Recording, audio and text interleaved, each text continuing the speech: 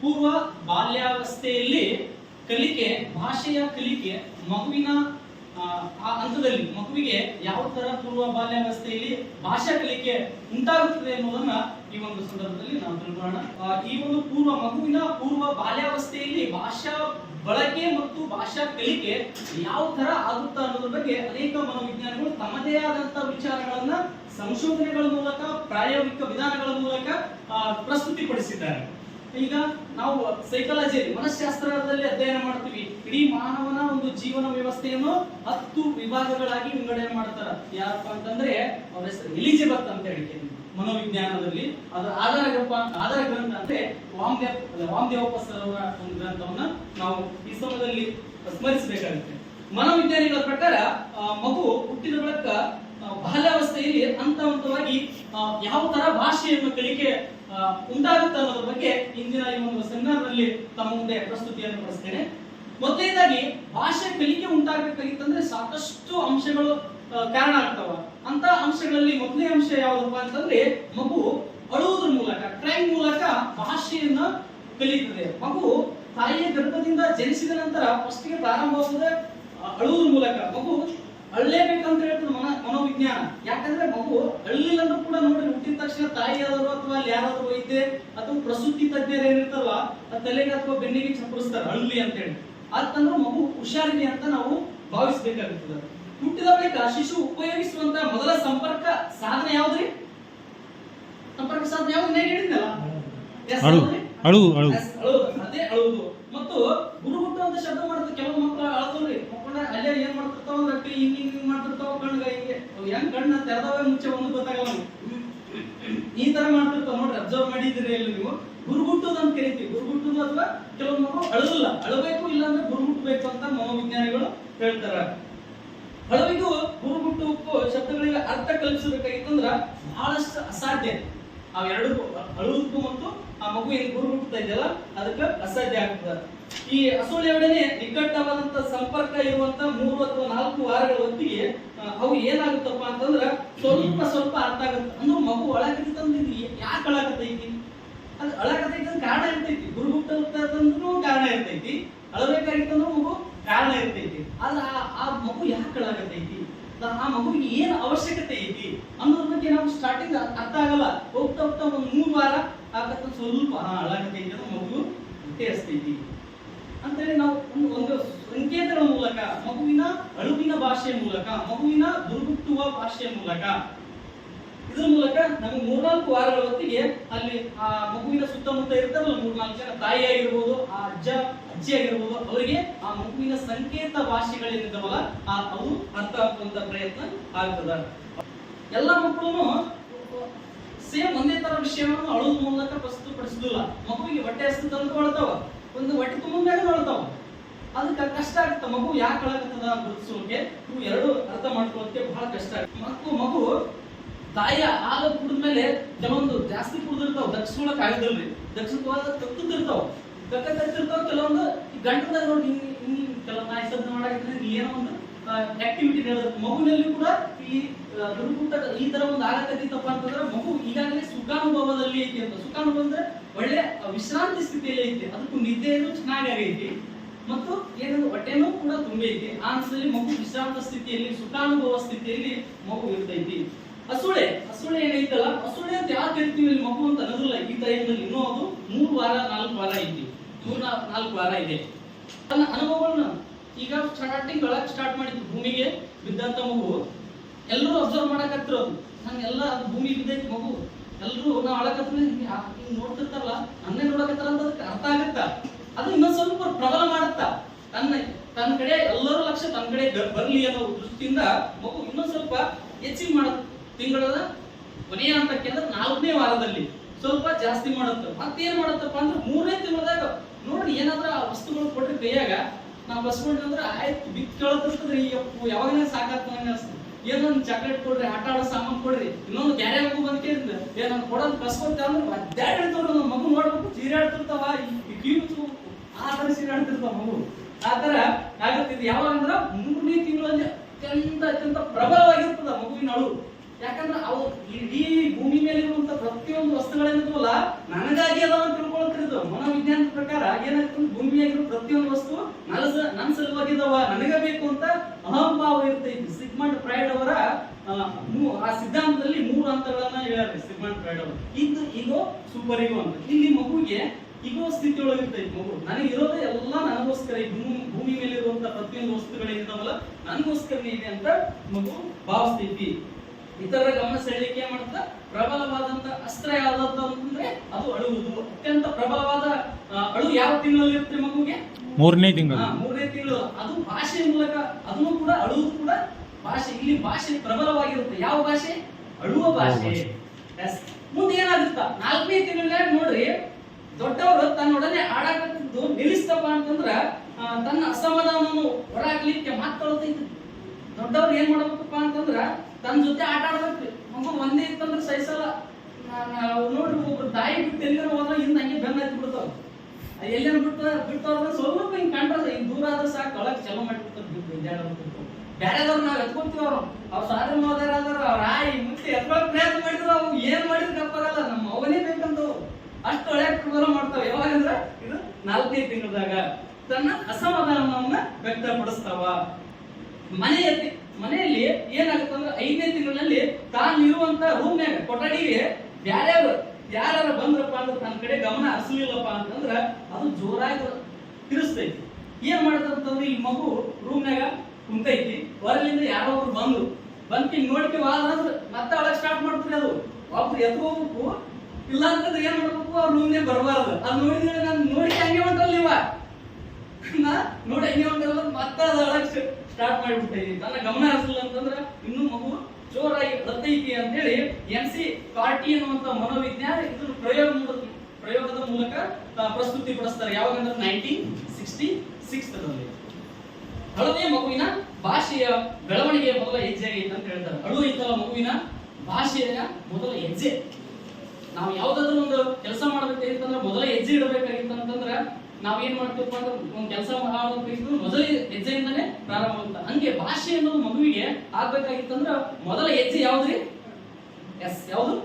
ಅಳು ಅಂತೇಳಿ ಈ MC ಕಾರ್ಟಿ ಅನ್ನುವಂಥವ್ರು ಶಿಶು ಮನೋವಿಜ್ಞಾನಿ 1906 ಹೇಳ್ತಾರೆ. ಮತ್ತೆ ಈಗಾಗಲೇ ತಿಳ್ಕೊಂಡಿವೆ, ಅಳುವುದ್ರ ಮೂಲಕ ಮಗು ಭಾಷೆಗೆ ಮೊದಲ ಹೆಜ್ಜೆ ಆಗೈತಿ ಅಂತ. ಇನ್ನು 2ನೇ ಅಂಶ ಏನಪ್ಪಾ ಅಂದ್ರೆ ತೊದಲುವಿಕೆ. ಇದಕ್ಕೆ ಏನಂತೀವಿ ಇಂಗ್ಲಿಷ್ನಾಗ ಅಂದ್ರೆ ಬಬ್ಲಿಂಗ್ ಅಂತ ಕರಿತೀವಿ. ಮಗು ಇಂತಲ್ಲ ಬೇರೆ ಬೇರೆ ರೀತಿಯ ಶಬ್ದ ಮಾಡೋದ್ರ ಮೂಲಕ ತನ್ನ ಆಕಾಶಗಳನ್ನ ಹೊರಗಿಡಲಿಕ್ಕೆ ಪ್ರಯತ್ನ ಮಾಡ್ತಿರ್ತೈತಿ. ನೋಡ್ರಿ, ಅದು ಏನ್ ಮಾಡ್ತೈತಿ ಮಗುಪ್ಪ ಅಂತಂದ್ರೆ ಬೇರೆ ಬೇರೆ ಶಬ್ದ ಮಾಡ್ತಿರ್ತೈತಿ. ಸನ್ನೆಗಳ ಮೂಲಕ ಮಾಡ್ತಿರ್ತೈತಿ. ಮಾತು ಬರ್ಲಂದ್ರೆ ಹಿಂಗ್ ಮಾಡ್ತಿರ್ತೈತಿ. ಅಂದ್ರ ನಮ್ಗೆ ಏನ್ ಮಾಡಕತ್ತೈತಿ, ಹಿಂಗ್ ಮಾಡಕತ್ತಂದ್ರೆ ಏನಂತ ತಿಳ್ಕೊಬೇಕು, ನಮ್ಗ ಕರೆಯಕತ್ತೈತಿ. ತನ್ನ ಆಶೆಗಳನ್ನ ಹಿಂಗ್ ಮಾಡ್ತೈತಿ. ಕೆಲವೊಂದು ಹಸುವಾಗಿತ್ತಂದ್ರೆ ಹಿಂಗ್ ಮಾಡ್ತಾವ. ತನ್ನ ಆಕಾಂಕ್ಷೆಗಳನ್ನ ಮಗು ಈಡೇರಿಸಿಕೊಳ್ಳೋದ್ರ ಸಲಿಂದ ಬೇರೆ ರೀತಿಯಲ್ಲಿ ಮಗು ಹೇಳಲಿಕ್ಕೆ ಪ್ರಯತ್ನ ಮಾಡ್ತಾರೆ. ಧ್ವನ್ಯಾಂಗಗಳು ಅಂತ ಕರಿತೀವಿ. ನಿಮ್ಗೆ ಗೊತ್ತಿರ್ಬೋದು ಧ್ವನ್ಯಾಂಗಗಳು. ಗೊತ್ತೈತ್ರಿ, ಕೆಲವರು ಉತ್ಸಾಹ ಅನ್ನಕ್ ಬರಲ್ಲ, ಉತ್ಸಾಹ ಅಂತಾರೆ. ಕೆಲವರು ಸ್ವಾತಂತ್ರ್ಯ ಅನ್ನಕ್ ಬರಲ್ಲ, ಸ್ವತಂತ್ರ ಅಂತಾರೆ. ಅಲ್ಲಿ ಏನಾಗಿತ್ತಂದ್ರೆ ಮಗು ಪೂರ್ವ ಬಾಲ್ಯಾವಸ್ಥೆ ಹಂತದಲ್ಲಿದ್ದಾಗ ನಾಲಿಗೆ ಮೇಲಿರ್ತಕ್ಕಂಥ ಧ್ವನ್ಯಗಳಲ್ಲಿ ವ್ಯತ್ಯಾಸ ಉಂಟಾಗುತ್ತೆ, ವೇರಿಯೇಷನ್ ಆಗುತ್ತಲ್ಲ. ಆ ಸಮಯದಲ್ಲಿ ಭಾಷೆಯಲ್ಲಿ ಉಚ್ಚಾರಣೆಯಲ್ಲಿ ದೋಷ ಉಂಟಾಗುತ್ತೆ. ಬಹಳ ಜನರಿಗೆ ಅನ್ನಕ್ ಬರೋದಿಲ್ಲ ಸ್ವಾತಂತ್ರ್ಯ ಅಂತಂದ್ರೆ. ನೀವು ಎಕ್ಸಲ್ ಅಂದ್ರೆ ಒಳ್ಳೆ ಸ್ವತಂತ್ರನೇ ಅಂತಾರೆ. ಉತ್ಸಾಹ ಅಂತಂದ್ರ ಉತ್ಸಾಹ ಅನ್ನಲ್ರಿ, ಉತ್ಸಾಹ ಅಂತಾರೆ. ಅದು ಯಾವ ತರ ಬರೀಬೇಕು? ಉತ್ಸಾಹ ನೋಡ್ರಿ ಯಾವ ತರ ಬರೀತೀವಿ ನಾವು. ಆಕ್ಚುಲಿ ಉತ್ಸಾಹ ಅವ್ರು ಏನಂತಾರೆ ನೋಡ್ರಿ, ಉತ್ಸಾಹ ಅಂತಾರೆ. ಉತ್ಸಾಹ ಇದು ಓದುವಿಕೆಯಲ್ಲಿನ ಏನಪ್ಪಾ ಅಂತಂದ್ರ ಉಚ್ಚಾರಣೆಯಲ್ಲಿ ದೋಷ ಉಂಟಾಗುತ್ತೆ. ಇದು ಏನಾದ್ರೂ TT ಎಕ್ಸಾಮ್ ಕೂಡ ಪ್ರತಿ ವರ್ಷನೂ ಒಂದು ಇದಕ್ಕೆ ಭಾಷಾ ದೋಷಗಳಾಗಿರ್ಬೋದು, ಓದುವ ದೋಷ ಆಗಿರ್ಬೋದು, ಬರೆಯುವ ದೋಷ ಆಗಿರ್ಬೋದು, ಇದ್ರ ಮೇಲೆ ಪ್ರತಿ ಸಲನೂ ಒಂದ್ಸಲ ಕ್ವಶನ್ ಬಂದೈತೆ. ಡಿಸ್ಕ್ಯಾಲ್ಪಿಯಾ ಅಂತ ಬರ್ತಾವ, ಡಿಸ್ಗ್ರಾಫಿಯಾ ಅಂತ ಬರ್ತೈತಿ. ಈ ತರ ದೋಷಗಳ ಉಂಟಾಗ್ತಾವಲ್ಲ, ಅದ್ರ ಬಗ್ಗೆ ಕೂಡ TT ಪರೀಕ್ಷೆಯಲ್ಲಿ ಕೇಳಿರೋದನ್ನ ಈ ಸಮಯದಲ್ಲಿ ನಾವು ಗಮನಿಸಬಹುದಾಗುತ್ತೆ. ಇದು ಮಗು ತೊದಲಿಕೆಯಲ್ಲಿ ಏನಾಗುತ್ತಂದ್ರೆ ಧ್ವನ್ಯಾಂಗಗಳು ಏನಿರ್ತಾವಲ್ಲ, ಧ್ವನ್ಯಾಂಗಗಳು ಯಾರಾದ್ರೂ ಹೇಳ್ತಾರ ಧ್ವನ್ಯಾಂಗಗಳು? ಕಂಠಾಕ್ಷರ ಕೇಳಿದಿರಾ? ಓಷ್ಠಾಕ್ಷರ? ಇವೇ ಧ್ವನ್ಯಾಂಗಗಳು ಅಂತ ಕರಿತೀವಿ ನಾವು. ಕಂಠಾಕ್ಷರಕ, ಓಷ್ಠಾಕ್ಷರಕ ಇವು ಏನದವ, ಇವು ಧ್ವನ್ಯಾಂಗಗಳು. ಮತ್ತೆ ಮುಂದುವರೆದು ಒಂದೊಂದೇ ಶಬ್ದಗಳನ್ನ ತೊದಲುವಿಕೆ ಮೂಲಕ ಹೊರಹೊಮ್ಮಲಿಕ್ಕೆ ಅದು ಮಗು ಪ್ರಯತ್ನ ಮಾಡ್ತದೆ. ತೊದಲುವಿಕೆ ಸಮಯದಲ್ಲಿ ಏನಾಗುತ್ತಪ್ಪ ಅಂದ್ರೆ ಶಬ್ದ ಸ್ನಾಯುಗಳ ಅಭ್ಯಾಸ ಕೊಡೋದಲ್ಲದೆ ಮಗುವಿಗೆ ತನ್ನ ತನಗೆ ಶ್ರವಣ ಕಾರ್ಯ ಕೂಡ ಆಗ್ತದ.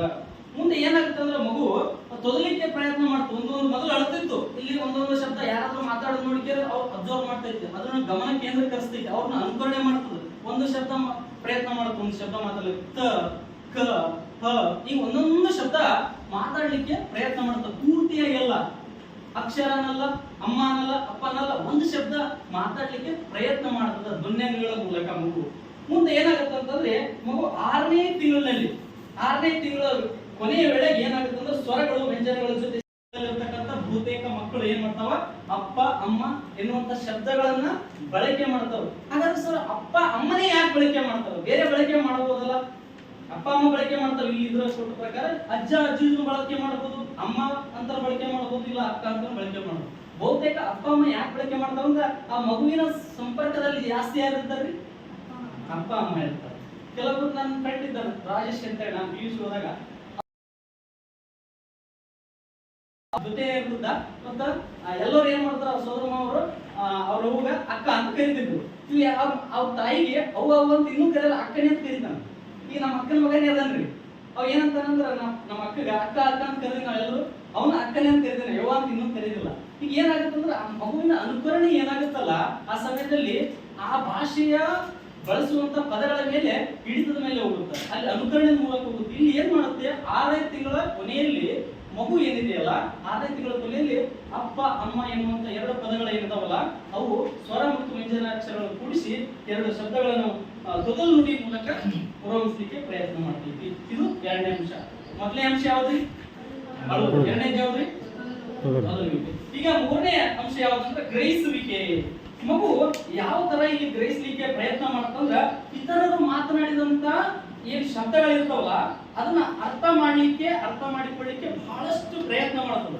ಮನೋವಿಜ್ಞಾನಿಗಳ ಪ್ರಕಾರ ಏನಂತಂದ್ರೆ ಮಗು ಶಬ್ದಗಳನ್ನು ಬಳಸುವ ಮೊದಲ ಮಗುವಿನ ಗ್ರಹಿಕಾ ಸಾಮರ್ಥ್ಯ ಬೆಳೆದ. ಇವ್ರು ಅಂತಾರಪ್ಪ ಅಂತಂದ್ರೆ ಏನೋ ಒಂದು ಅನ್ನಕತ್ತಾರ, ಈಗ ಇಲ್ಲಿ ಹೊಂಟಿದಾರ ಏನೋ ವಿಷಯ, ಇಲ್ಲಿ ಒಂದು ಮಗು ಐತೆ, ಅವ್ರು ಮಾತಾಡೋದನ್ನ ಮೊದಲು ಏನ್ ಮಾಡ್ತೈತೆ, ಅದು ಗ್ರಹಿಸ್ತದೆ. ಎಸ್, ಗ್ರಹಿಸ್ತಂದ್ರೆ ಅವ್ರು ಏನ್ ಮಾತಾಡಿದಾರ ಅಂತ ಹೇಳಿ ಆ ಮಗುವಿಗೆ ಮಾತನಾಡ್ಲಿಕ್ಕೆ ಸಾಮರ್ಥ್ಯ ಆಗುತ್ತೆ. ನೋಡಿ, ಕೆಲವರು ಒಟ್ಟ ಕೇಳತ್ತೆ ಇರಲ್ಲ, ತಾವೇ ಮಾತಾಡ್ತಿರ್ತಾರ, ಒಟ್ಟ ಗ್ರಹಿಕೆ ಸಾಮರ್ಥ್ಯ ಇರೋದಿಲ್ಲ. ಗ್ರಹಿಕೆ ಸಾಮರ್ಥ್ಯ ಚೆನ್ನಾಗಿತ್ತು ಅಂತಂದ್ರ, ಆಲಿಸುವ ಸಾಮರ್ಥ್ಯ ಚೆನ್ನಾಗಿತ್ತು ಅಂದ್ರೆ ಮಾತನಾಡುವಂತ ಶೈಲಿ ಮತ್ತು ವಿಷಯ ಸಾಮರ್ಥ್ಯ ಹೆಚ್ಚಾಗಿರುತ್ತೆ. ಇಲ್ಲಿ ಮಗು ಗ್ರಹಿಕೆ ಸಾಮರ್ಥ್ಯ ಚೆನ್ನಾಗಿತ್ತು ಅಂತಂದ್ರೆ ಅಲ್ಲಿ ಏನ್ ಮಾಡುತ್ತಂತಂದ್ರ ಅವ್ರು ಗ್ರಹಿಸಿದಂತ ಮಾತನಾಡಿದಂತ ವಿಷಯವನ್ನ ಇಲ್ಲಿ ಚೆನ್ನಾಗಿ ಏನ್ ಮಾಡುತ್ತಂತ ಪ್ರೆಸೆಂಟೇಷನ್, ಗ್ರಹಿಸುವಿಕೆಯಿಂದ ವಿಷಯವನ್ನ ತಿಳ್ಕೊಳ್ಳುತ್ತಾ ಅಂತೇಳಿ ಮನೋವಿಜ್ಞಾನಿಗಳು ಹೇಳ್ತಾರೆ. ಮಾತನಾಡುವವರ ಮುಖಚರ್ಯನೂ ಬಹಳ ಇಂಪಾರ್ಟೆಂಟ್ ಆಗುತ್ತೆ. ಮುಖ ಹಿಂಗ್ ಮಾಡಾಕತ್ತಾರಪ್ಪ ಅಂತಂದ್ರ ಹಿಂಗಂದ್ರ ಅವ್ರಿಗೇನೋ ಬೇಜಾರಾಗೈತಿ. ಹಿಂಗ್ ಪ್ರತಿ ಸಲ ಮಗು ಅಬ್ಸರ್ವ್ ಮಾಡಕತ್ತಂದ್ರ, ಇಲ್ಲ ಅಂತಂದ್ರ ಅವ್ರ ತಾಯಿ ಏನಾದ್ರು ಆಗಿತ್ತು ಅಂತಂದ್ರೆ ಮಗು ಗೊತ್ತಾಗ್ಬಿಡ್ತೈತಿ. ಊಟನೇ ಬಿಡ್ತಾವ ಮಗು. ಊಟ ಮಾಡಿಕೆ ಮತ್ತೆ ಆಮ್ಯಾಗ ಯಾಪತ್ತಿನಪ್ಪ ಚಾಕ್ಲೇಟ್ ಕೊಡ್ತೀನಿ, ಚಿಪ್ಸ್ ತಗೊಂಡ್ ಕೊಡ್ತೀನಿ, ಕುರ್ಕುರಿ ತಿಂತೀನಿ, ಕುರ್ಕುರಿ ತಗೊಂಡ್ ಕೊಡ್ತೀನಿ, ಕಿರಿಕಿರಿ ಮಾಡಬೇಡ ಅಂತೇಳಿ ಏನೋ ಒಂದು ಇದು ಮಾಡಿ ಆ ಮಗುವಿಗೆ ಊಟ ಮಾಡ್ಸಕ ಪ್ರಯತ್ನ ಮಾಡ್ತಾರೆ. ಅಂದ್ರೆ ಇಲ್ಲಿ ಇಷ್ಟೆಲ್ಲ ಸಿಟ್ಟು ಮಾಡ್ಕೊಳಕತ್ತೈತಿ, ಬೇಜಾರು ಮಾಡ್ಕೊಳಕತ್ತೈತಿ, ಕೋಪ ಮಾಡ್ಕೊಳಕತ್ತೈತಿ, ಊಟ ಮಾಡಕತ್ತೈತಿ. ಇದೆಲ್ಲ ಕಾರಣ ಏನು? ಅನುಕರಣೆ ಆಗ್ಬೇಕಾಗಿತ್ತಂದ್ರೆ ಏನು, ಅಲ್ಲಿ ಮಗು ಏನ್ ಮಾಡಕತ್ತೈತಿ? ಎಸ್, ಗ್ರಹಿಸಕತ್ತೈತಿ ಅಂತ ಮನೋವಿಜ್ಞಾನಿಗಳು ಹೇಳ್ತಾರೆ. ಉದಾಹರಣೆಪ್ಪ ಅಂದ್ರೆ ಎಚ್ಚರಿಕೆಯ ಧ್ವನಿ ಅನುಕ್ರಿಯೆಯಾಗಿ ಅದು ತಾನು ಮಾಡುವಂತ ಹಠ ನಿಲ್ಲಿಸಬಹುದು. ಎಚ್ಚರಿಕೆಯ ಧ್ವನಿ ಏನ್ ಮಾಡ್ತದ, ಅನುಕ್ರಿಯೆಯಾಗಿ ಅದು ತಾನು ಮಾಡುವಂತ ಹಠ ನಿಲ್ಲಿಸ್ಬಿಡ್ತೈತಿ. ಯಾವ ತರ ಅಂದ್ರ 10-11ನೇ ತಿಂಗಳ ವೇಳೆಗೆ ವಿಧಿ ವಾಕ್ಯಗಳಿಗೂ ಕೂಡ ಅನುಕ್ರಿಯೆ ತೋರಿಸ್ತೈತಿ. 10-11ನೇ ತಿಂಗಳ ಆಯ್ತಂತಂದ್ರ ವಾಕ್ಯಗಳು, ಒಂದು ವಾಕ್ಯ ಇತ್ತಂತಂದ್ರ ನೀನು ಊಟ ಮಾಡಿದ್ದೀಯಾ ಅಂತ ಅದೇನ್ ಹೇಳ್ತದ, ಎಸ್ ಮಾಡಿದೀನಿ ಅಂತ ಹೇಳ್ತಿದ್ದೆ. ಇದು ಯಾವ ತಿಂಗಳಲ್ಲಿ? 10-11ನೇ ತಿಂಗಳಲ್ಲಿ. ಮತ್ತು ಉದಾಹರಣೆ ಚೆಂಡನ್ನು ಪುಟ್ಟಿಯಲ್ಲಿ ಹಾಕು ಎಂದಾಗ ಹಾಕುತ್ತದೆ, ಅಂದ್ರೆ ಶಬ್ದ ಇಲ್ಲಿ ಅನುಕ್ರಿಯೆ ಮಾಡಕತ್ತದ, ಕ್ರಿಯೆಗೆ ತಕ್ಕ ಪ್ರತಿಕ್ರಿಯೆ ಇಲ್ಲಿ ಕೊಡಕತ್ತೈತಿ. ಅಂದ್ರೆ ಶಬ್ದ ಮತ್ತು ಸೂಚಿಸುವ ವಸ್ತುವಿನ ನಡುವಿನ ಸಂಬಂಧವನ್ನ ಕಲಿಸ್ತೈತಿ. 18ನೆಯ ತಿಂಗಳಿಗೆ ಪದಗಳು ಮತ್ತು ನಡುವಿನ ಸಂಬಂಧವನ್ನು ಕಲಿಸ್ತೈತಿ. 18ನೇ ತಿಂಗಳ ಆ ಶಬ್ದ ಮತ್ತು ವಸ್ತುವಿಗೆ ಇರುವಂತ ಸಂಬಂಧ ಏನು? ಉದಾಹರಣೆ ಇದು ಏನಂತಂದ್ರೆ ಅದೇನ್ ಹೇಳ್ತೈತಿ, ದಿನ ಯೂಸ್ ಮಾಡ್ತಿರ್ತೈತಿ. ಇದೊಂದು ವಸ್ತು, ಮಗುಗ ಗ್ರಹಿಕೆ ಸಾಮರ್ಥ್ಯ, ಅಳುವಿನ ಸಾಮರ್ಥ್ಯ, ತೊದಲುವಿಕೆ ಸಾಮರ್ಥ್ಯ ಏನು ಗೊತ್ತಿರಲಿಲ್ಲ. ಅದ್ರ ದೃಷ್ಟಿಯಲ್ಲಿ ಇದೇನದು ಏನೋ ಒಂದು ವಸ್ತು, ಆದ್ರೆ ಇದೆಲ್ಲ ತಿಳ್ಕೊಳ್ತು, ಅಳುವುದು ಗೊತ್ತಾಯ್ತು, ತೊದಲುವಿಕೆ ಗೊತ್ತಾಯ್ತು, ಗ್ರಹಿಸ್ತು, ಇದಕ್ಕೆ ಸಂಬಂಧ ಕಲ್ಪಿಸ್ತು. ಇದು ಬಾಟಲ್ ಅಂತ ಗೊತ್ತಾದಾಗ ಬಾಟಲ್ ಇರೋದಾಗ ಬಾಟಲ್ ಇರ್ತೈತಿ. ಇದ್ರ ಎರಡು ಸಂಬಂಧ ಗೊತ್ತಾಯ್ತು. ಯಾವುದು? ಈ ವಸ್ತುವಿಗೂ ಮತ್ತು ಆ ವಸ್ತುವಿಗೆ ಇರುವಂತ ಹೆಸರು ಏನೈತಲ್ಲ, ಅದು ಎರಡು ಸಂಬಂಧಗಳನ್ನು ಮಗು ಈ ಹಂತದಲ್ಲಿ ತಿಳ್ಕೊಂಡು ತಿಳ್ಕೊಳ್ತೈತಿ. ಯಾವಾಗಪ್ಪ ಅಂತಂದ್ರೆ ಇದು 18ನೇ ತಿಂಗಳಲ್ಲಿ 2ನೇ ವರ್ಷಕ್ಕೆ ಅಪ್ಪಣೆಗಳನ್ನು ಗ್ರಹಿಸಲು ಅದು ಸಮರ್ಥವಾಗುತ್ತದೆ. ಹಿಂಗಂದ್ರೆ ಏನ್ರಿ? 2ನೇ ವರ್ಷಕ್ಕೆ ಅಪ್ಪಣೆಗಳನ್ನು ಹೊಂದಲಿಕ್ಕೆ ಗ್ರಹಿಸ್ತೀವಿ. ಹಂಗಂದ್ರೆ ಹೇಳ್ತಿದ್ರ ಯಾರು ಹೇಳ್ತಾರೆ? ಅಂದ್ರೆ ನಾವು ಹೇಳಿದಂತೆ ಕೇಳೋದ್ರಿ. 2ನೇ ವರ್ಷಕ್ಕೆ ಏನಂದ್ರೆ ನಾವು ಹೇಳಿದಂತೆ ಕೇಳೋದು. ಅಲ್ಲಿ ಮಗು ಏನ್ ಹೇಳ್ತೀವಿ ನಾವು? ಹೋಗಿ ಅಂಗಡಿ ಹೋಗಿ ಒಂದು ಸಕ್ಕರೆ ತಗೊಂಡ್ಬರಪ್ಪ ಅಂತ ಹೇಳಿದಾಗ ಅದು ಏನ್ ಮಾಡ್ತೈತಿ? ಒಳ್ಳೆ ಮಾಡುತ್ತ ತಗೊಂಡ್ಬರ್ತೈತಿ. ಇಲ್ಲ ನಾನು ಬಾಲ್ಯ ನಾವು ಚಾಕ್ಲೇಟ್ ಪಡೆಯವ ಅಂತ ಕೊಡ್ಸಂತಂದ್ರೆ ಅದೇನ್ ಮಾಡ್ತೈತಿ? ಅದು ಖುಷಿಯಾಗಿ ಹೊಡಿಯೋತೈತಿ. ಅಂದ್ರೆ ಇಲ್ಲಿ ಏನ್ ಮಾಡ್ತದ? ಆರ್ಡರ್ ಮಾಡಕತ್ತೀವಿ ಮಕ್ಕಳಿಗೆ, ಅಪ್ಪಣೆ ಮಾಡಕ್ ಆರ್ಡರ್ ಮಾಡಕ್ ತಗೊಂಬರಪ್ಪ ಅಂತ. ಇಲ್ಲಾಂದ್ರೆ ಕೇಳಿಲ್ಲ ಅವಾಗ ರಿಕ್ವೆಸ್ಟ್ ಮಾಡ್ಕೊತೀವಿ. ಅಪ್ಪ ನಾನು ಮುದ್ದಲ್ಲ ಕಂದಲ್ಲ ಮತ್ತೆ ಅವ್ರಿಗೆ ರಿಕ್ವೆಸ್ಟ್ ಮಾಡ್ಕೊಳ್ತೀವಿ. ನಾವು ರಿಕ್ವೆಸ್ಟ್ ಮಾಡ್ಕೊಂಡಾಗ ಏನ್ ಮಾಡ್ತಾ ಮಗು ಅಲ್ಲಿ ಹೋಗಿ ತಗೊಂಡ್ ಬರ್ತದ. ಇದು ಯಾವಾಗಪ್ಪ ಅಂತಂದ್ರೆ ಮಗುವಿನ 2ನೇ ವರ್ಷಕ್ಕ. ಮಗುವಿನ ಗ್ರಹಿಕ ಸಾಮರ್ಥ್ಯ ಮುಂದೆ ಯಾವುದೇ ಭಾಷೆ ಕಲಿಕೆಯಲ್ಲಿ ಮಾತನಾಡುವಿಕೆಯಲ್ಲಿ ಮಹತ್ವದ ಪಾತ್ರ ವಹಿಸ್ತೈತಿ. ನೋಡ್ರಿ, ಇದು ಬಾಲ್ಯಾವಸ್ಥೆಯಲ್ಲಿನೇ, ಪೂರ್ವ ಬಾಲ್ಯಾವಸ್ಥೆಯಲ್ಲಿ ಸ್ಟಾರ್ಟ್ ಆಗೈತಿ. ಇದು ಸಾಯುಧನ ಇರ್ತೈತಿ. ಯಾವುದು? ಗ್ರಹಿಕ ಸಾಮರ್ಥ್ಯ. ಯಾವಾಗ ಉತ್ತಮವಾದಂತ ಆಲಿಸುವಿಕೆ ಗ್ರಹಿಕ ಸಾಮರ್ಥ್ಯ ನಮ್ಮಲ್ಲಿ ಇರ್ತೈತಿ, ಅದು ಉತ್ತಮವಾದಂತ ಭಾಷೆಯ ಸಾಮರ್ಥ್ಯದ ಮಾತನಾಡುವಿಕೆಯಲ್ಲಿ ಪ್ರಮುಖ ಪಾತ್ರ ವಹಿಸ್ತೈತಿ. ಮತ್ತೆ ಮುಂದಿನ ಒಂದು ಅಂಶ ಅಂತಂದ್ರೆ ಮಾತುಗಾರಿಕೆ. ಇಲ್ಲಿವರೆಗೂ 3 ಅಂಶಗಳನ್ನು ತಿಳ್ಕೊಂಡ್ರೆ, ಒಂದನೇದು ಅಳುವಿಕೆ, ಎರಡನೇದು ಮೊದಲುವಿಕೆ, ಮೂರನೇದು ಗ್ರಹಿಸುವಿಕೆ. ಈಗ 4ನೇ ಒಂದಂತ ಮಾತುಗಾರಿಕೆ. ಮಾತುಗಾರಿಕೆ ಮುಖ್ಯವಾಗಿ ಪ್ರಮುಖವಾಗಿ 2 ಕಾರಕ ಅಂಶಗಳನ್ನ ಅವಲಂಬಿಸೈತಿ.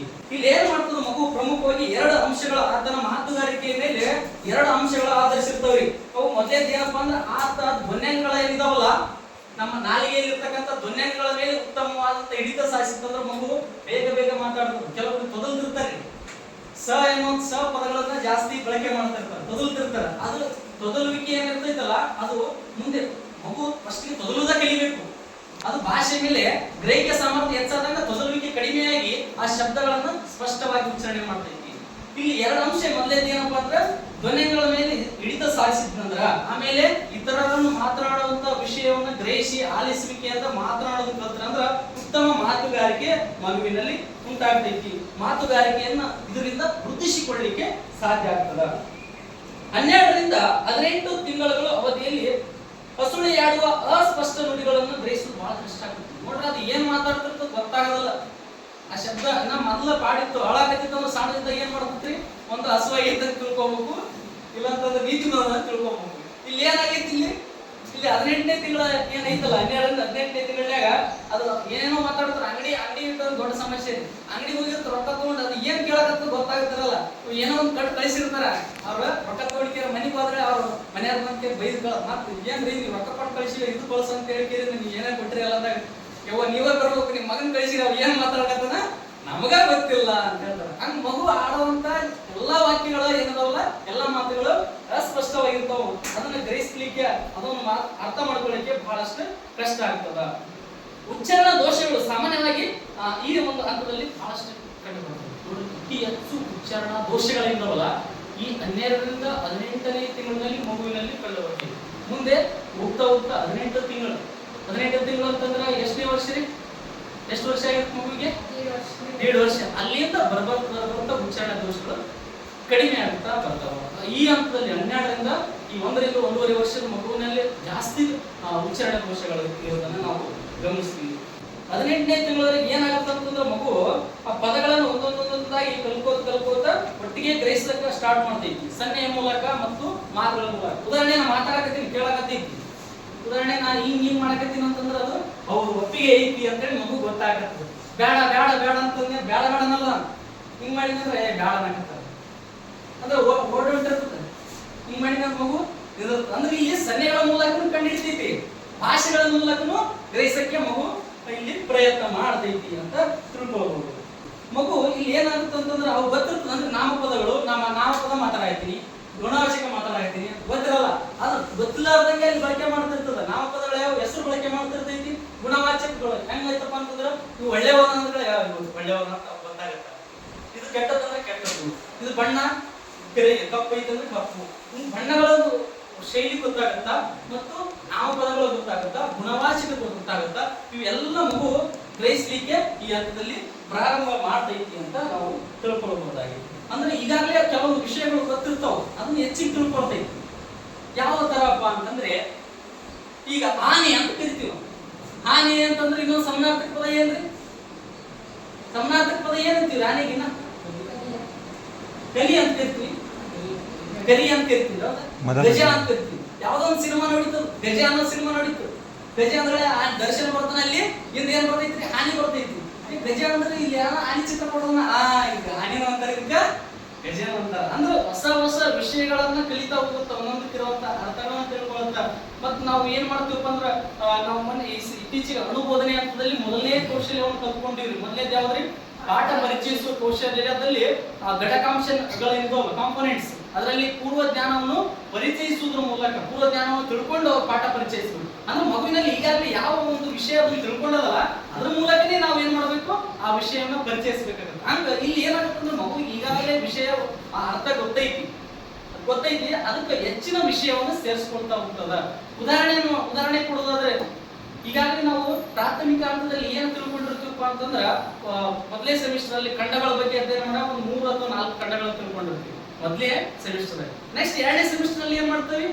ಮತ್ತು ಉಳಿದ ಖಂಡಗಳ ಬಗ್ಗೆ ಅಧ್ಯಯನ ಮಾಡ್ತೀವಿ. ಅಂದ್ರೆ ಈಗಾಗಲೇ ವಿಷಯವನ್ನ ಹಂತವಾಗಿ ಕಲೀಲಿಕ್ಕೆ ಪ್ರಯತ್ನ ಮಾಡ್ತೀವಿ. ಇನ್ನೂ ಒಂದು ಹೇಳೋದಾದ್ರೆ, ನೋಡ್ರಿ, ಹೈಸ್ಕೂಲ್ ನಲ್ಲಿ ಇತಿಹಾಸ ಒಂದು ಸೀಮಿತವಾಗಿ ಕೊಟ್ಟಿರ್ತಾರೆ, ಅದನ್ನೇ PU ಹೋದ್ಮೇಲೆ ಹೆಚ್ಚುವರಿಯಾಗಿ ಕೊಟ್ಟಿರ್ತಾರೆ. ಹಂಗ ಇರುವಂತ ಜ್ಞಾನಕ್ಕೆ ಹೆಚ್ಚುವರಿಯಾಗಿ ಸೇರಿಸ್ಕೊಳ್ತಾ ಹೋಗ್ತಾ ಮಗು. 18ನೇ ತಿಂಗಳಿಗೆ ಮಗುವಿಗೆ ಅನೇಕ ಪದಗಳು ಗೊತ್ತಿದ್ದರೂ ಅದು ಉಪಯೋಗಿಸುವ ಪದಗಳ ಸರಾಸರಿ ಸಂಖ್ಯೆ ಅಂತ. 18ನೇ ತಿಂಗಳಿನ ಮಗುವಿಗೆ ಸಾಕಷ್ಟು ಪದಗಳು ಗೊತ್ತಿರ್ತೈತಿ, ಆದ್ರೆ ಅದು ಉಪಯೋಗಿಸುವಂತ ಪದಗಳು ಬಹಳ ಕಡಿಮೆ. ನೀವು ಎಲ್ಲ ಮಾತಾಡೋದು ಅರ್ಥ ಆಗ್ತಿರ್ತೈತಿ ಅವ್ರಿಗೆ, ಅಂದ್ರೆ ಎಲ್ಲಾನು ಪೂರ್ತಿ ಅಂತ ಅಲ್ಲ, ಬಹುತೇಕ ನೀವು ಮಾತಾಡೋದು ಅರ್ಥ ಆಗ್ತಿರ್ತೈತಿ. ಆ ಒಂದು ಕುಟುಂಬದಲ್ಲಿ, ಆ ಪ್ರದೇಶದಲ್ಲಿ ವಾಸ ಮಾಡ್ತಿರ್ತೈತಲ್ಲ ಮಗು, ಮಾತನಾಡುವಂತ ಸಮಯದಲ್ಲಿ ಎಲ್ಲರೂ ಭಾಷೆಯನ್ನು ಬಳಸ್ತಿರ್ತಾರಲ್ಲ, ಶಬ್ದಗಳು ಎಲ್ಲ ಅರ್ಥ ಆಗುತ್ತೆ, ಆದ್ರೆ ಅದಕ್ಕೆ ಮಾತಾಡಕ್ ಬರಲ್ಲ. ಮಾತನಾಡೋದು ಸೀಮಿತವಾಗಿ ಮಾತಾಡ್ತೈತಿ, ಒಂದು 10 ಅಥವಾ 12 ಪದಗಳು ಅಷ್ಟೇ. ಯಾಕೆ ಮಾತಾಡ್ತೈತಿ? ಅವ್ರಿಗೆ ಅಪ್ಪ, ಅಮ್ಮ, ಊಟ, ಸೀಮಿತ ಪದಗಳು ಇಷ್ಟೇ ಬಳಕೆ ಮಾಡ್ತೈತಿ. ಆದ್ರೆ ಅರ್ಥ ಆಗೋದು ಮಾತ್ರ ಎಲ್ಲ ಅರ್ಥ ಆಗುತ್ತೆ. ಉದಾಹರಣೆ, ನನಗೆ ನೋಡ್ರಿ, ಹಿಂದಿ ನನಗೆ ಮಾತಾಡಕ್ ಬರಲ್ಲ, ಬಟ್ ಅರ್ಥ ಆಗ್ತೈತಿ. ಸೀಮಿತವಾಗಿ ಮಾತಾಡ್ತೀನಿ ನಾನು ಹಿಂದಿ. ಅಂದ್ರೆ ಆ ಭಾಷೆ ಮೇಲೆ ನನಗೆ ನನಗೆ ಏನ್ ನಡೀತೈತಿ ಕೇಳಿಸ್ಕೊಳ್ಳೋದು, ಆಲಿಸುವಿಕೆ ಐತಿ. ಬಳಸೋದು ಮಾತ್ರ ನಾನು ಕಡಿಮೆ ಬಳಸ್ತೇನೆ. ಇಲ್ಲಿ ಮಗು ಏನ್ ಮಾಡುತ್ತಾ, ಆ ಒಂದು ಪರಿಸರದ ಹಂತದಲ್ಲಿ ಎಲ್ಲಾ ಪದಗಳ ಅರ್ಥಗಳನ್ನ ಅಲ್ಲಿ ಬಳಸುವಂತ ತಿಳ್ಕೊಂಡಿರ್ತೈತಿ. ಬಟ್ ಬಳಕೆ ಮಾಡೋದು ಕೇವಲ 10-12 ಪದಗಳನ್ನು ಬಳಕೆ ಮಾಡ್ತೈತಿ ಅಂತ ಮನೋವಿಜ್ಞಾನಿಗಳು ಹೇಳ್ತಾರೆ. ನೋಡ್ರಿ, ಮಗು 2 ವರ್ಷ ತಲುಪಿದ ಮೇಲೆ ಕೆಲವೊಂದು ಮಗು 6 ಪದಗಳನ್ನು ಮಾತಾಡ್ತೈತಿ. ಅತ್ಯಂತ ಬುದ್ಧಿವಂತ ಮಗು ಆಗಿರ್ಬೋದು, ಅಥವಾ ಗ್ರಹಿಕ ಸಾಮರ್ಥ್ಯ ಚೆನ್ನಾಗಿತ್ತು ಮಗುವಿಂದು ಅಂತಂದ್ರೆ 126 ಪದಗಳವರೆಗೆ ಮಾತನಾಡ್ತೈತಿ. 126 ಪದಗಳವರೆಗೆ. ಮಗುವಿನ ಬುದ್ಧಿಶಕ್ತಿ ದೊರೆಯುವ ಪ್ರೋತ್ಸಾಹ ಮತ್ತು ಅವಕಾಶ ಮುಂತಾದ ಅನೇಕ ಕಾರಕಾಂಶಗಳನ್ನ ಈ ವಿಭಿನ್ನತೆಗೆ ಕಾರಣ ಆಗುತ್ತೆ. ಹಿಂಗ್ ಯಾಕಾಗತ್ತಂದ್ರ, ಇಲ್ಲಿ ವಿಭಿನ್ನತೆ ಕಂಡು ಬರ್ತಾವ. ಮಗುವಿನಲ್ಲಿ ಮಗು ವಾಸ ಮಾಡುವಂತ ಪರಿಸರ ವ್ಯವಸ್ಥೆ ಆಗಿರ್ಬೋದು, ಮಗುವಿಗೆ ನೀಡುವಂತ ಮಾರ್ಗದರ್ಶನ ಆಗಿರ್ಬೋದು, ಒಳ್ಳೆ ಮಾತುಗಳನ್ನು ಕಲಿಸಿದ್ರೆ ಒಳ್ಳೆ ಮಾತುಗಳಾಡ್ತಾವ ಮಗು, ಕೆಟ್ಟ ಮಾತುಗಳನ್ನು ಕಲಿಸಿದ್ರೆ ಕೆಟ್ಟ ಮಾತಾಡ್ತಾವ. ಇಲ್ಲಿ ಇದಕ್ಕೆ ವಿಭಿನ್ನತೆ. 6 ಪದಗಳನ್ನು ಮಗು ಕಲಿತೈತಿ, ಇನ್ನೊಂದು ಮಗು ಏನ್ ಮಾಡ್ತದೆ 126 ಪದಗಳು ಕಲಿತೈತಿ. ಎಷ್ಟು ವ್ಯತ್ಯಾಸ ಇಲ್ಲಿ, ಅಜಗಜಾಂತರ ವ್ಯತ್ಯಾಸ ಐತಿ. ಅಜಗಜ ಅಂತ ಬಳಕೆ ಮಾಡಿದ್ರೆ 2 ಪದ, ಈ ವಿಷಯ ಸಂಬಂಧಪಡಲ್ಲ, ಅದ್ರ ತಿಳ್ಕೊತೀನಿ. ಅಜ ಅಂದ್ರೆ ಏನು? ಅಜಗಜ ಅಂತೀವಿ. ಗಜ ಅಂದ್ರೆ ಆನೆ, ಅಜ ಅಂದ್ರೆ ಏನು?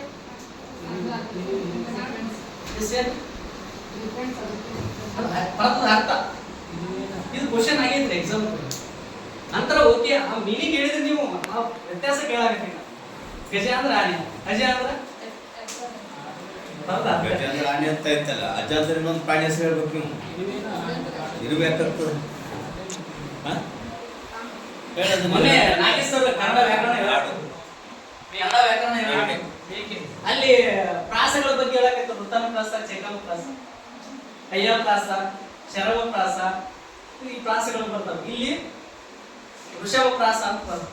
ಇನ್ನೇನು ಹೇಳಿದ್ರೆ ಆಡು ಅಂತ ಹೇಳಿದ್ರೆ ಆಡು ಮತ್ತು ಆಡು ನೋಡಿ ಸಣ್ಣದೈತಿ, ಅಲ್ಲಿ ಗಜ ಅಂದ್ರೆ ಆನೆ ದೊಡ್ಡದೈತಿ. ಅದಕ್ಕೋಸ್ಕರ ಕನ್ನಡ ಭಾಷಾ ಬೆಳವಣಿಗೆ ಎಷ್ಟು ಅದ್ಭುತವಾಗಿ ಬೆಳೆಸ್ಯಾರ ನೋಡ್ರಿ ನಮ್ಮ ಕನ್ನಡ ಭಾಷೆ.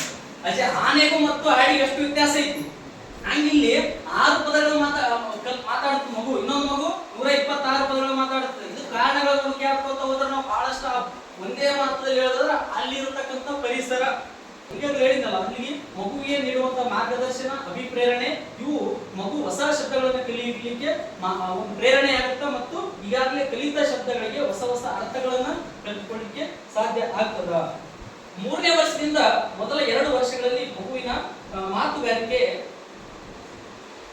ನಿಧಾನವಾಗಿ ಸಾಗ್ತದ. ನೋಡ್ರಿ, 3ನೇ ವರ್ಷದಿಂದ ಮೊದಲ 2 ವರ್ಷಗಳಲ್ಲಿ ಅಂದ್ರೆ ಹೋಲಿಕೆ ಮಾಡಿದ್ರ, ಮೊದಲ 2 ವರ್ಷಕ್ಕೂ ಮತ್ತು 3ನೇ ವರ್ಷಕ್ಕೂ ಹೋಲಿಕೆ ಮಾಡಿದ್ರ ಇಲ್ಲಿ ಕಡಿಮೆ ಆಗಿಬಿಡುತ್ತೆ. ಅಂದ್ರೆ 2 ವರ್ಷ ಮಗು 2 ವರ್ಷ ತಲುಪದೊಳಗ ವೇಗವಾಗಿ ಕಲಿಯುತ್ತ. ಮುಂದ 2 ವರ್ಷದಿಂದ 3 ವರ್ಷ ಏನಿರುತ್ತಲ್ಲ, ಆ 1 ವರ್ಷ ಹಂತದಲ್ಲಿ ಸ್ವಲ್ಪ ನಿಧಾನ ಆಗುತ್ತಾ. ಅಲ್ಲೇ ನಿಧಾನ ಯಾಕಾಗುತ್ತಂದ್ರೆ ಮಗುವಿಗೆ ಆ ಸಮಯದಲ್ಲಿ ತೊಡಕುಗಳು ಉಂಟಾಗ್ತಾವ. ಬೇರೆ ಬೇರೆ ಕಾರಣಗಳು, ಪರಿಸರದ ಕಾರಣಗಳಿಂದ ಆಗಿರ್ಬೋದು, ಮಗು ಕೀಳರಿಮೆ ಬಳಸ್ಕೊಳ್ಳೋದಾಗಿರ್ಬೋದು, ಈ ಪರಿಸರದ ಅಂಶಗಳಿಂದ ಮತ್ತು ಅಲ್ಲಿ ಇರ್ತಕ್ಕಂಥ ಆ ಕುಟುಂಬದಲ್ಲಿ ಇರ್ತಕ್ಕಂಥ ವಾತಾವರಣ. ಉದಾಹರಣೆ ಅಂತಂದ್ರೆ ಆ ಮಗು 3 ವರ್ಷ ತಲುಪಿದ್ರೆ 2 ವರ್ಷ ಆಯ್ತಂದ್ರೆ ಇನ್ನೊಂದು ಮಗು ಬರುತ್ತೆ ಕುಟುಂಬದ ಹಂತದಲ್ಲಿ. ಆ ಮಗುವಿಗೆ ಮೊದಲೇ ಮಗುಗೆ ಏನಾಗುತ್ತಾ, ಪ್ರಾಧಾನ್ಯತೆ ಕಡಿಮೆ ಆದಾಗ ಮಗು ಕೀಳರಿಮೆ ಬೆಳೆಸಿಕೊಳ್ಳುವಂತ ಸಾಮರ್ಥ್ಯ ಹೆಚ್ಚಿರುತ್ತೆ. ಈ ಕಾರಣದಿಂದ ಅಲ್ಲಿ ಭಾಷೆ ಬೆಳವಣಿಗೆ ಬರ್ತಾ ಬರ್ತಾ ಕಡಿಮೆ ಆಗುತ್ತೆ.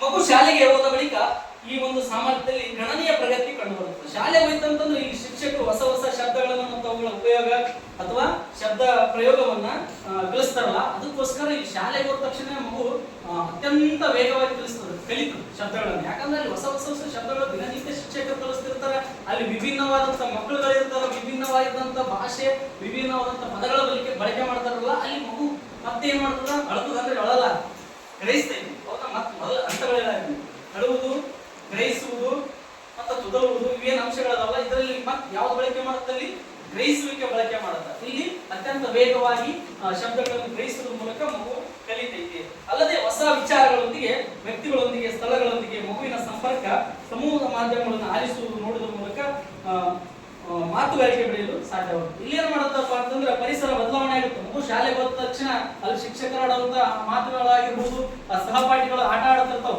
ಅವು ಮನಿ ಕಟ್ಟಿ ಆಟ ಆಡ್ತಿರ್ತಾವ, ಕಡ್ಡೆಗಳು ಜೋಡಿಸಿ ಆಟ ಆಡ್ತಿರ್ತಾವ, ಅಲ್ಲಿ ಏನೇನೋ ಬಳಕೆ ಮಾಡ್ತಿರ್ತಾವ. ಈಗ ಆಟ ಆಡ್ತಿದ್ರು ಕಡ್ಡೆಗೆ ಅಂತಾರ, ಕಡಿಪಟ್ಟ ಅಂತಾರ, ಅಲ್ಲಿ ಹೊಸ ಹೊಸ ಶಬ್ದಗಳು ಕಲಿತೀವಿ. ಮತ್ತೆ ಸಮೂಹ ಮಾಧ್ಯಮಗಳು ಯಾವ್ಯಾವ್ರಿ ಎಲ್ಲರ ಕೈ ಏನದ ಗಮನ ಮೊಬೈಲ್ ಬಂತಂದ್ರೆ ಈಗ ಮಗನ ಕೈ ಕೊಟ್ಟರೆ ನೋಡ್ರಿ ಊಟನೇ ಮಾಡೋದಿಲ್ಲ, ಅದು ಕೈಯ ಕೊಟ್ಟರೆ ಊಟ ಮಾಡುತ್ತೆ. ಅವಾಗ ಅದರಿಂದ ಹೊಸ ಹೊಸ ವಿಷಯಗಳನ್ನ ಸಮೂಹ ಮಾಧ್ಯಮಗಳ ಮೂಲಕ ಕೂಡ ಮಗು ಕಲಿತೈತಿ. ಮನೋವಿಜ್ಞಾನಿಗಳು ಏನ್ ಕಂಡುಕೊಂಡ್ರಪ್ಪ ಇದರಿಂದ ಅಂತಂದ್ರೆ, ಶಾಲೆಗೆ ಹೋದ ಬಳಿಕ ಮೊದಲನೇ ತರಗತಿಯಲ್ಲಿ ಮಗು ಸುಮಾರು 20 ರಿಂದ 24 ಸಾವಿರ ಶಬ್ದಗಳನ್ನು ಕಲಿತ್ಕೊಳ್ತಿದ್ದ. 20 ರಿಂದ 24 ಸಾವಿರ ಶಬ್ದಗಳನ್ನು ಕಲಿತಿದ್ದಲ್ಲಿ ಮೊದಲನೇ ವರ್ಷದಾಗ. 6ನೇ ತರಗತಿ ತಲುಪೋಷ್ಟರಲ್ಲಿ, 6ನೇ ತರಗತಿ ಅಂದ್ರೆ ಮಗು ಎಷ್ಟನೇ ಕ್ಲಾಸ್ ಇರುತ್ತೆ, ಎಷ್ಟು ವರ್ಷ ಇರುತ್ತೆ ಅಂದ್ರೆ ಇವಾಗ 12 ವರ್ಷ. 12 ವರ್ಷದಲ್ಲಿ 50,000 ಪದಗಳನ್ನ ಮತ್ತು ಪ್ರೌಢ ಹಂತದಲ್ಲಿ 88,000 ಪದಗಳನ್ನ ಹೇಳುವಂತ ಸಾಮರ್ಥ್ಯ ಮಗು ಪಡ್ಕೊಂಡೈತಿ ಅಂತ ಹೇಳ್ತಾರೆ. ಆದ್ರೆ ಇನ್ನೂ ಕೆಲವು ಮನೋವಿಜ್ಞಾನಿಗಳಿದ್ದಾರೆ. ಅವ್ರು ಯಾರಪ್ಪ ಅಂದ್ರೆ ಸ್ಮಿತ್ ಆಗಿರ್ಬೋದು, ಮೆಕರ್ಟಿ, ಜೆಸಿಲ್ ಮೊದಲಾದ ಮನೋವಿಜ್ಞಾನಿಗಳು ಏನ್ ಹೇಳ್ತಾರಪ್ಪ ಅಂತಂದ್ರೆ, ಮಗು 12 ವರ್ಷ ಆಗೋದ್ರೊಳಗ ಏನಾಗುತ್ತಂದ್ರೆ ಅದು ಕಲಿಯುವ ಪದಗಳ ಸರಾಸರಿ ಸಂಖ್ಯೆ, ಸರಾಸರಿ ಎವರೇಜ್ ಕೂಡ ಹೇಳ್ತಾರ 10,000 ರಿಂದ 30,000 ಅಂತ ಹೇಳ್ತಾರೆ. ಕೆಲವೊಂದು ಮಗು 10,000 ಪದಗಳನ್ನು ಪಡೆದಿರ್ತದೆ, ಕೆಲವೊಂದು ಮಗು 30,000 ಪದಗಳನ್ನ ಪಡ್ಕೊಂಡಿರ್ತೈತಿ ಅಂತ ಒಂದು ಸರಾಸರಿ ಲೆಕ್ಕದಾಗ ಈ ಒಂದು 3 ವಿಜ್ಞಾನಿಗಳು ಸ್ಮಿತ್, ಮೆಕರ್ಟಿ, ಜೆರಸೆಲ್ ಇವು 3 ಅಭಿಪ್ರಾಯವನ್ನು ಪಡ್ತಾರ. ಇನ್ನು ಶಾಲೆಯ ಸಮೂಹ ಮಾಧ್ಯಮಗಳ ಬಳಕೆ ಇದ್ದವ ವ್ಯಾಪಕ ಬಳಕೆಯಿಂದ ಮಗುವಿನಲ್ಲಿ ಭಾಷಾ ಬೆಳವಣಿಗೆ ಬಹಳಷ್ಟು ಸಹಾಯಕ.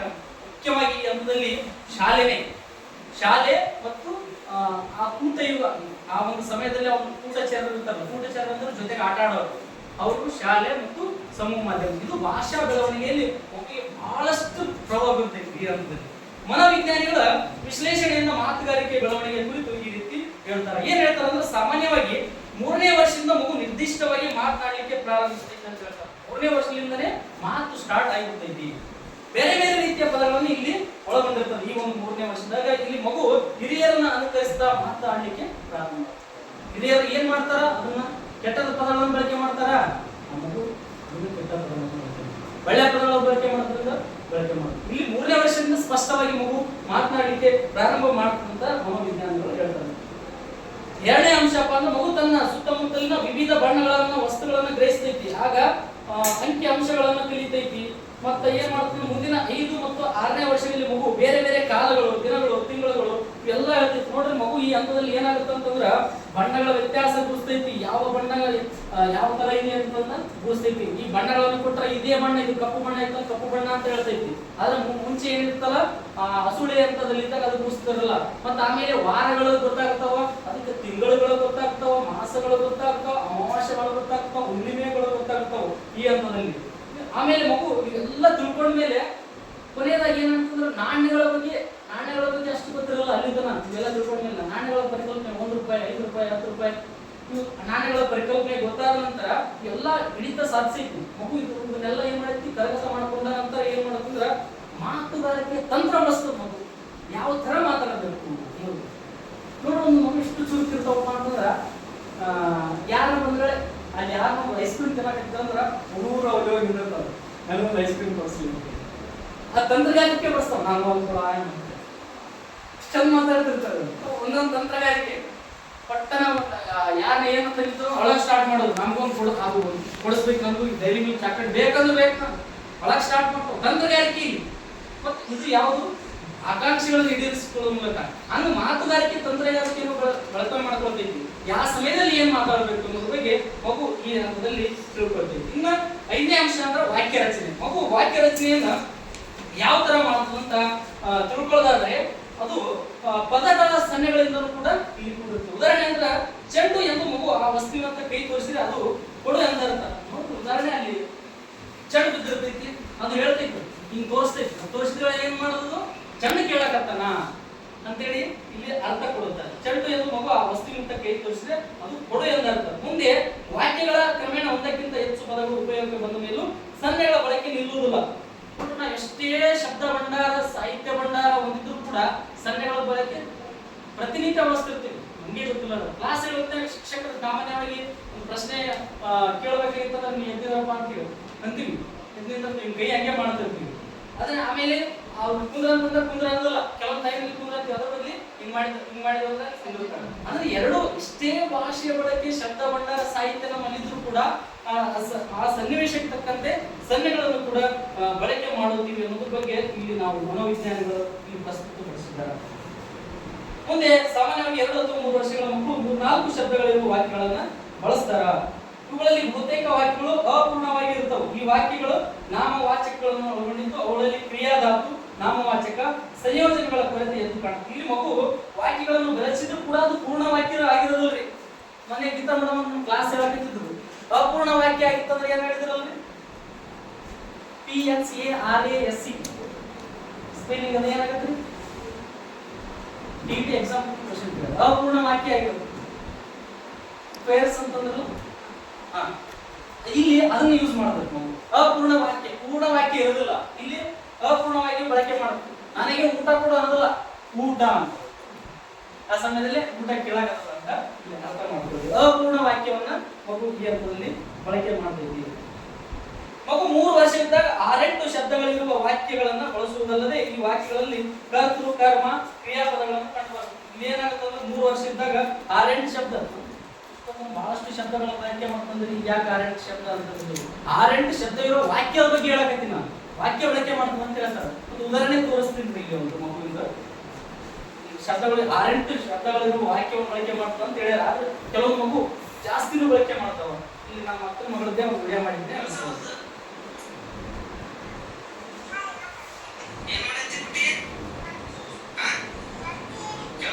ವರ್ಷ ಮಗು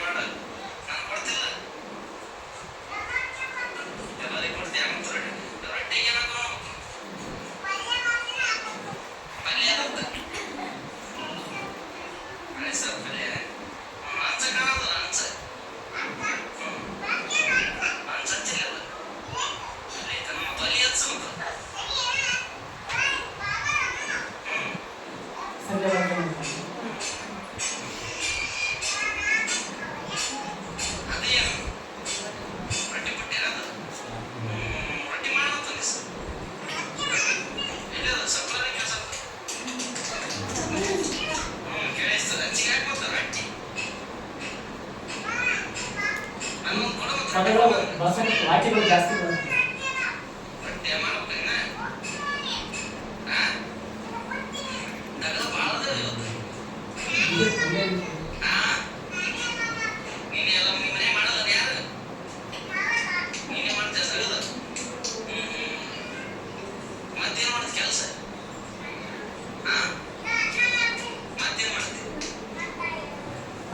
ಮಗು ಕರೆಕ್ಟ್ 3 ವರ್ಷನೇ ಇದ್ದಿದ್ರಿ ಅವ್ರು ಆ ಸಮಯದಲ್ಲಿ. ಈಗ 6 ವರ್ಷನೇ ಇಕ್ಕಿ 3 ವರ್ಷ ನಿಂತಿದ್ವಿ ಅಂದ್ರೆ ಮಗು ಕೆಲವೊಂದು ವಾಕ್ಯಗಳನ್ನ ಇದೇ ವಯಸ್ಸಿನ ಮಗುವನ್ನ ಕರೆದುಕೊಂಡು ಬಂದು ಇದೇ ವಿಡಿಯೋ ತರ ಮಾಡಿದಾಗ ಇದೇ ತರ ಎಲ್ಲ ಮಕ್ಕಳು ಮಾತಾಡೋದಿಲ್ಲ, ಒಂದೊಂದು ಮಾತನಾಡೋದಿಲ್ಲ, ಅಪ್ಪ ಅಮ್ಮ ಅಷ್ಟೇ ಅಂತ.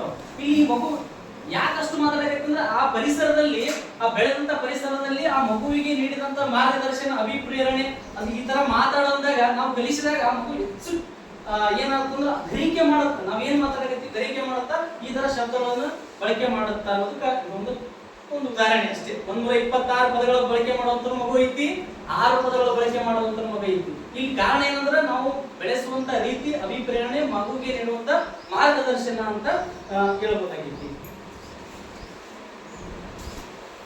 ಇಲ್ಲಿ ಕರ್ತೃ ಕರ್ಮ ಕ್ರಿಯಾಪದಗಳು ಕಂಡು ಬರ್ತಾವ. ಇಲ್ಲಿ ಏನೇ ಹೇಳಕತ್ತಿ ನಾನೇ ಎಲ್ಲ ಮಾಡ್ತೀನಿ, ನಾನೇ ಎಲ್ಲ ಮಾಡ್ತೀನಿ. ಇಲ್ಲಿ ಏನ್ ಬರ್ತ್ರಿ? ನಾನೇ ಅಂದ್ರೆ ಕರ್ತೃ, ಇಲ್ಲಿ ಕರ್ಮ ಬಂದಿಲ್ಲ, ಮಾಡ್ತೀನಿ ಅಂತ ಕ್ರಿಯಾಪದ ಬಂತು. ಅಂದ್ರೆ ಗೊತ್ತಿಲ್ಲಾರ್ದಂಗೆ ಅಲ್ಲಿ ಕರ್ತೃ ಕರ್ಮ ಕ್ರಿಯಾಪದನು ಯೂಸ್ ಮಾಡ್ತಾವ. ಒಮ್ಮೆ 3 ಯೂಸ್ ಆಗಲ್ಲ, ಬರೀ ಕ್ರಿಯಾಪದ ಯೂಸ್ ಮಾಡ. ಇದು ಈ ತರ ಹೊಡಿತೀನಿ ಅಂತ ಅದು ಬರೀ ಕ್ರಿಯಾಪದ ಯೂಸ್ ಮಾಡಿದ್ರು. ಹೌದಲ್ಲ? ಇಲ್ಲಿ ಕರ್ತೃ ಕರ್ಮ ಕ್ರಿಯಾಪದ ಯೂಸ್ ಮಾಡ್ಲಿಕ್ಕೂ ಮಗು 3ನೇ ವರ್ಷದ ಹಂತದಲ್ಲಿ ಕಲಿತೈತಿ. ನೆಕ್ಸ್ಟ್ ಕೊನೆಯದಾಗಿ ಸ್ಪಷ್ಟ ಉಚ್ಚಾರಣೆ. ಅರ್ಲಾಕ್ ಎನ್ನುವಂತ ಮನೋವಿಜ್ಞಾನಿಯವರ ಅಭಿಪ್ರಾಯದಂತೆ ಅವರ ಅಭಿಪ್ರಾಯ ಪ್ರಕಾರ ಏನಪ್ಪಾ ಅಂದ್ರೆ ಬೇರೆಯವರನ್ನು ಅನುಕರಣೆ ಮಾಡೋದ್ರ ಮೂಲಕ ಮಗು ಉಚ್ಚಾರಣೆಯನ್ನು ಕಲಿತೈತಿ. ಅದು ಅನುಕರಿಸುವುದರಲ್ಲಿ ಭಾಷಾ ದೋಷವಿದ್ದಲ್ಲಿ ಆ ಭಾಷಾ ದೋಷಗಳೇ ಮಗುವಿನಲ್ಲೂ ಕಂಡುಕೊಂಡೈತಿ. ಬಹಳ ಇಂಪಾರ್ಟೆಂಟ್.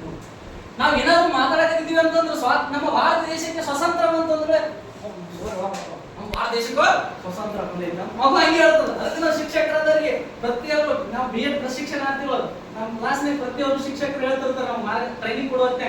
ಅದು ಶಬ್ದಗಳ ಉಚ್ಚಾರಣೆ ಮತ್ತು ಬ್ಲಾಕ್ ಬೋರ್ಡ್ ನಲ್ಲಿ ಬರೆಯುವಂತ ಸಮಯದಲ್ಲಿ ಕರೆಕ್ಟ್ ಆಗಿ ಬರಿಬೇಕು. ನಾವು ಒಂದೇ ಒಂದು ವ್ಯಾಕರಣ ದೋಷ ಮಾಡಿದ್ವಿ ಅಂದ್ರೆ ಮಗು ಅಲ್ಲಿ ಅನುಕರಣೆ ಮಾಡ್ತೈತಿ.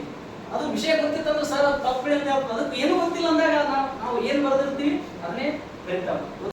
ದೇಶಕ್ಕೆ ಪ್ರಸರಿಸುವಂತ ಸಂದರ್ಭ. ಅದಕ್ಕೆ ಶಿಕ್ಷಕರಿದ್ದಾಗ ಬಹಳ ಗೌರವ. ಯಾಕೆಂದ್ರೆ ನಾವು ಮಾಡುವಂತ ಪ್ರತಿಯೊಂದು ಮಾತು, ನಾವು ಬರೆಯುವಂತ ಪ್ರತಿಯೊಂದು ವರ್ಡ್, ಉಚ್ಚಾರಣೆ ಮಾಡುವಂತ ಶಬ್ದ ಮಗುವಿನ ಮೇಲೆ ಬಹಳಷ್ಟು ಪ್ರಭಾವ ಬೀರ್ತೈತಿ. ಸ್ವಾತಂತ್ರ್ಯ ಭಾರತ ದೇಶಕ್ಕೆ 1947ರಲ್ಲಿ ಸ್ವಾತಂತ್ರ್ಯ ಸಿಕ್ತು ಅಂತ ಹೇಳಿದ್ರೆ ಮಗು ಕೃತಿ ಗ್ರಹಿಕೆ ಅಂತ ಅದನ್ನು ಅಷ್ಟು ನಮ್ಮ ಭಾರತ ಭಾಷಣ ಮಾಡೋದೇ 1947 ಆಗಸ್ಟ್ 15ನೇ ತಾರೀಕು ನಮ್ಮ ಭಾರತ ದೇಶಕ್ಕೆ ಸ್ವಾತಂತ್ರ್ಯ ಸಿಕ್ತು ಅಂತ ಹೇಳ್ತಾರೆ. ಅದು ಮತ್ತೆ ನಾವು ಅದೇ ಹೇಳಿದ ಸ್ವತಂತ್ರ ಸಿಕ್ತು ಅಂತ ಹೇಳ್ತಾರೆ. ಅಲ್ಲಿ ಉಚ್ಚಾರಣೆ ದೋಷ ಆಗುತ್ತಾ. ಅದಕ್ಕೆ ಇಲ್ಲಿ ಅನುಕರಣೆ ಬಹಳಷ್ಟು ಮಾಡುತ್ತೆ ಈ ಸಮಯದಲ್ಲಿ. ಯಾಕಂದ್ರೆ ಮಗು ಆ ಸಮಯದಲ್ಲಿ ಶಾಲಾ ಹಂತಕ್ಕೆ ತಯಾರಿ ಇರ್ತದ. ಇಲ್ಲಿ ಇದು ಅರ್ಲಾಕ್ ಎನ್ನುವಂತ ಮನೋವಿಜ್ಞಾನಿಗಳಲ್ಲಿ ಅವರೇ ಸ್ವತಃ ಇದನ್ನ ಹೇಳ್ತಾ ಇದ್ದಾರೆ. ಆದ್ರಿಂದ ಮಗುವಿನಲ್ಲಿ ಸೂಕ್ತವಾದಂತ ಉಚ್ಚಾರಣೆ ಬೆಳೆಯಬೇಕಾಗಿತ್ತಂದ್ರೆ ಅದು ಯೋಗ್ಯವಾದಂತ ವಾತಾವರಣ ಇರಬೇಕು ಮತ್ತು ಪ್ರಾತ್ಯಕ್ಷಿಕತೆ ಇರಬೇಕು. ಪ್ರಾತ್ಯಕ್ಷಿಕತೆ ಅಂದ್ರೆ ಪ್ರಾತ್ಯಕ್ಷಿಕತೆ ಯಾರು ಹೇಳ್ತಾರೆ ನೋಡಿ, ವಾಕ್ಯ ನೋಡಿ ಪೂರ್ತಿಯಾಗಿ ಮಗುವಿನಲ್ಲಿ ಸೂಕ್ತ ಉಚ್ಚಾರಣೆ ಬೆಳೆಯಬೇಕಾಗಿತ್ತಂದ್ರ ಅದಕ್ಕ ಯೋಗ್ಯ ವಾತಾವರಣ ಮತ್ತು ಪ್ರಾತ್ಯಕ್ಷಿಕತೆ ಇರಬೇಕಾಗ್ತದ. ಹೇಳಿದೆ ನಾನು ವಿಷಯ ಹೇಳಿದೆ, ವಾತಾವರಣ ಚೆನ್ನಾಗಿರ್ಬೇಕು. ಹೌದಾ? ಅಲ್ಲಿ ವಾತಾವರಣ ಎಲ್ಲರೂ ಚೆನ್ನಾಗಿ ಉಚ್ಚಾರಣೆ ಮಾಡೋರು ಇರ್ಬೇಕು. ಅದೇ ಪ್ರಾತ್ಯಕ್ಷಿಕತೆ. ಪ್ರತ್ಯಕ್ಷವಾಗಿ ನಡೆದೈತಿ ಎಲ್ಲರಲ್ಲಿ. ಈಗ ಅಲ್ಲಿ ವಾತಾವರಣ ತಂದೆ ತಾಯಿ ಅವ್ರ ಸೋದರ ಮಾವ ಅವ್ರ ಕುಟುಂಬಸ್ಥರು ಏನದಲ್ಲ ಅಲ್ಲಿ ಪ್ರತ್ಯಕ್ಷವಾಗಿ ಅದನ್ನ ಬಳಕೆ ಮಾಡ್ತಿರ್ಬೇಕು. ಪ್ರಾತ್ಯಕ್ಷಿಕ ಮಗುವಿನ ಹತ್ರ ನಡೆದಿರ್ಬೇಕು. ಸಮೂಹ ಮಾಧ್ಯಮ ಅದು ಬೇರೆ. ಸಮೂಹ ಮಾಧ್ಯಮ ನಮ್ಮ ಕಣ್ಣು ನಡೆದಲ್ಲ, ಅದು ಜಸ್ಟ್ ನೋಡ್ತಿರ್ತದೆ ಮಗು. ಬಟ್ ಇಲ್ಲಿ ಪ್ರಾತ್ಯಕ್ಷಿಕವಾಗಿ ನಡೆದಿರ್ತಲ್ಲ ಅದೇ ಪ್ರಾತ್ಯಕ್ಷಿಕತೆ.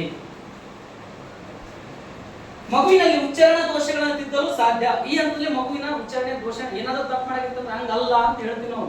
ಪ್ರತ್ಯಕ್ಷಿಕವಾಗಿನೇ ಅಲ್ಲಿ ನಾನು ಏನಾದ್ರು ಸ್ವಾತಂತ್ರ್ಯ ಅಂದ್ರೆ ಅದನ್ನು ಸ್ವಾತಂತ್ರ್ಯ ಅನ್ಬೇಕು, ಸ್ವತಂತ್ರ ಅಂತಂದ್ರೆ ಹಂಗಲ್ಲ ಹಿಂಗನ್ಬೇಕು ಅಂತ ಹೇಳಿದಾಗ ಅದು ಅರ್ಥ ಮಾಡ್ಕೊಂಡು ಅದು ಸಮೂಹ ಮಾಧ್ಯಮದಾಗ ಅಲ್ಲಿ ಸ್ವಾತಂತ್ರ್ಯ ಅಂತಂದ್ರೆ ಅದನ್ನ ಅದೇ ಕಲಿತದೆ. ಅಲ್ಲಿ ಸಮೂಹ ಮಾಧ್ಯಮ ಹಂಗಲ್ಲ ಇನ್ನೊಂದು ಹೇಳ್ತಾನ ಫೋನ್ ಹೇಳ್ತಾನೆ ಹೇಳಲ್ಲ.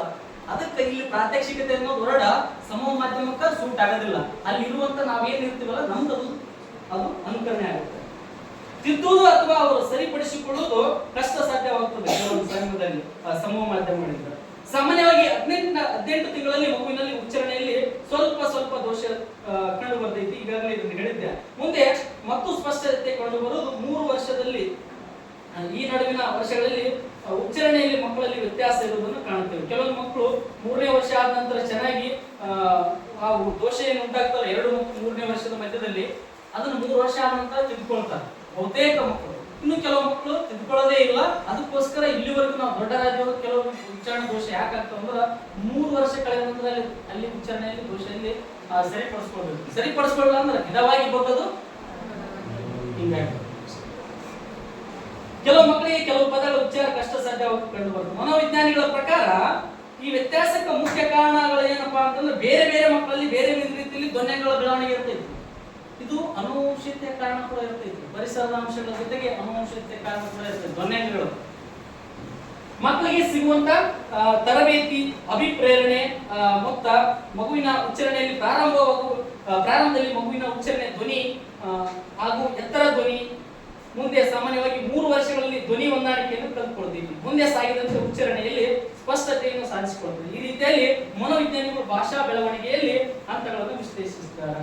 ಅಂದ್ರೆ ಮಗು ಹಂತದಲ್ಲಿ ಏನ್ ಮಾಡತ್ತಪ್ಪ ಅಂತಂದ್ರೆ ಒಂದು ಅನುಕರಣೆ ಮೂಲಕ ಭಾಷೆಯಲ್ಲಿ ಇರ್ತಕ್ಕಂಥ ಸ್ಪಷ್ಟತೆಯನ್ನ ಈ ಹಂತದಲ್ಲಿ 3 ವರ್ಷಗಳು ಕಳೆದ ನಂತರ ಅದರ ಮೇಲೆ ಸಂಪೂರ್ಣವಾದ ಹಿಡಿತವನ್ನು ಸಾಧಿಸಲಿಕ್ಕೆ ಮಗು ಪ್ರಯತ್ನ ಮಾಡ್ತೈತಿ ಅಂತ ಇಲ್ಲಿ ಅರ್ಲಾಕೋರು ಹೇಳ್ತಾ ಇದ್ದಾರೆ. ಈಗಾಗಲೇ ಈ 6 ಹಂತಗಳನ್ನು ತಿಳ್ಕೊಂಡಿವ್ರಿ.